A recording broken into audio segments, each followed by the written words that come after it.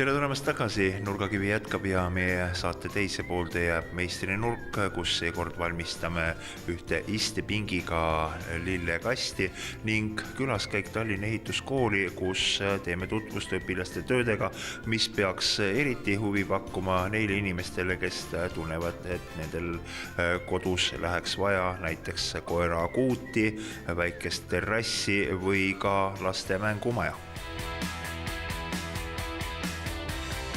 Kuna käesoleval õppeaastal täitub koolil 70. tööaasta, ehk siis 70 aastat on koolitatud meil väärtmeistreid, siis kool otsustas, et muudaks kõik territooriumi natukene lõbusamaks, põnevamaks ja õpilastele esitati väike väljakutse valmistada siis need armsad koerad, mis nüüd siis siin aia taga seisavad.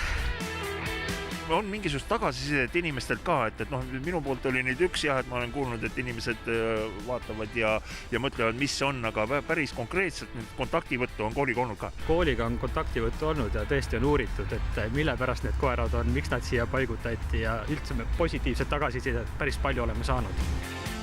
Aga 2 nädalat tagasi kuskil siis tekkis koertele ka kuut, kas tõesti kutsadel hakkas külm?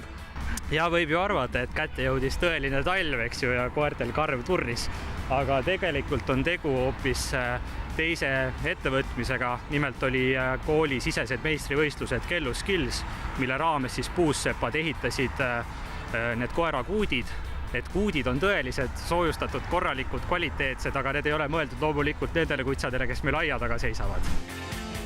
Koerakuudid ootavad omanikke, et võistlusraames need tehtud sai ja ütleme, kuna töö on korralik ja tõesti kvaliteet ja mõeldud selleks, et need saaks ka mõnele koerale koduks, siis julgelt võivad kõik ühendust võtta ja uurida.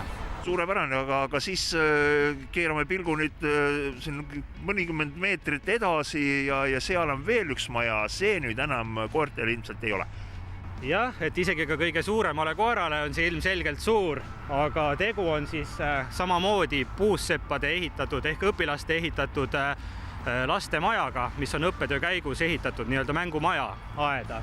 Ja tegelikult see pole ainus, neid on meil siin veel laste rõõmuks. Taas ootavad siis uut ja väikest lõbusat omanikku. Absoluutselt. Et inimestel tasub siia aianurka pilku visata ja tegelikult läbi õppeaasta kindlasti tekib juurde uusi erinevaid objekte. Ja praegu näiteks pooleli selline projekt, et tuleb 4 lehtlat, mis ehitatakse samuti lõppviimistluseni välja. Kevadeks nad valmivad, kindlasti nad siia ka välja pannakse. Kellel huvi on oma aeda üks lehtla saada, siis samamoodi kohe ühendust ja see on teie.